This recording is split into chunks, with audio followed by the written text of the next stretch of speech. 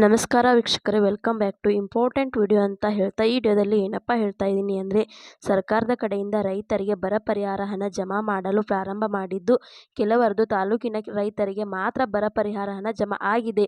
ಬಹಳಷ್ಟು ತಾಲೂಕಿನ ರೈತರಿಗೆ ಬರ ಪರಿಹಾರ ಹಣ ಜಮಾ ಆಗಿಲ್ಲ. ಇವತ್ತಿನ ಈ ಒಂದು ವಿಡಿಯೋದಲ್ಲಿ ತಿಳಿಸಿಕೊಡ್ತಾ ಇದ್ದೀನಿ. ಅಂದರೆ ಇವತ್ತು ಮತ್ತು ನಾಳೆ ನಾನು ಹೇಳುವಂಥ ತಾಲೂಕಿನಲ್ಲಿ ರೈತರಿಗೆ ಬರ ಪರಿಹಾರ ಹಣ ಬಿಡುಗಡೆ ಮಾಡುತ್ತಿದ್ದಾರೆ.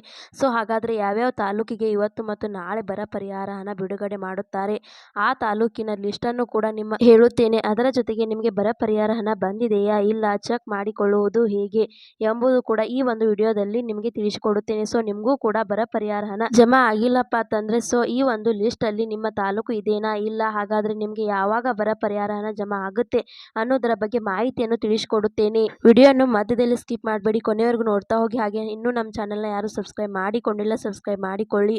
ಹೌದು ವೀಕ್ಷಕರೇ, ಸರ್ಕಾರದ ಕಡೆಯಿಂದ ಬರ ಪರಿಹಾರನ ಜಮಾ ಆಗಲು ಶುರುವಾಗಿದೆ.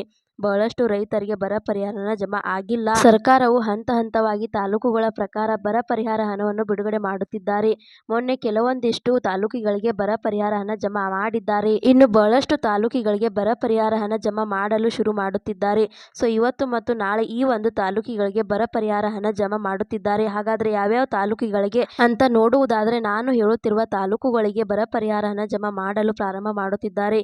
ಇವತ್ತು ಮತ್ತು ನಾಳೆಯಿಂದ ಬೆಳಗಾವಿ ಜಿಲ್ಲೆ ಬೆಳಗಾವಿ, ಖಾನಾಪುರ, ಚಾಮರಾಜನಗರದಲ್ಲಿ ಚಾಮರಾಜನಗರ, ಧಾರವಾಡ ಜಿಲ್ಲೆಯಲ್ಲಿ ಅನರಾವರ, ಅಲ್ಲಿಗೇರಿ ಮತ್ತು ಕಲಘಟಗಿ, ಗದಗ ಜಿಲ್ಲೆಯಲ್ಲಿ ಮುನರುಗಿ ತಾಲೂಕು, ಹಾಸನ ಜಿಲ್ಲೆಯಲ್ಲಿ ಆಲೂರು, ಅರಸೀಕೆರೆ ಮತ್ತು ಹಾಸನ, ಹಾವೇರಿಯಲ್ಲಿ ಆಡಗಿ, ಆನಗಲ್, ಸಿಗ್ಗಾಂವ್, ಕೊಡಗು ಅಲ್ಲಿ ಪುನಂಪೈ, ಮೈಸೂರು ಅಲ್ಲಿ ಕೆಆರ್ ನಗರ ಮತ್ತೆ ಉಡುಪಿಯಲ್ಲಿ ಹೆಬ್ಬಾರಿ, ಹಾಗೆ ಉತ್ತರ ಕನ್ನಡದಲ್ಲಿ ದಾಂಡೇಲಿ ಈ ಒಂದು ತಾಲೂಕುಗಳಿಗೆ ಬರ ಪರಿಹಾರನ ಇವತ್ತು ಮತ್ತು ನಾಳೆ ಸರ್ಕಾರದ ಕಡೆಯಿಂದ ಬಿಡುಗಡೆ ಆಗುತ್ತಿದೆ.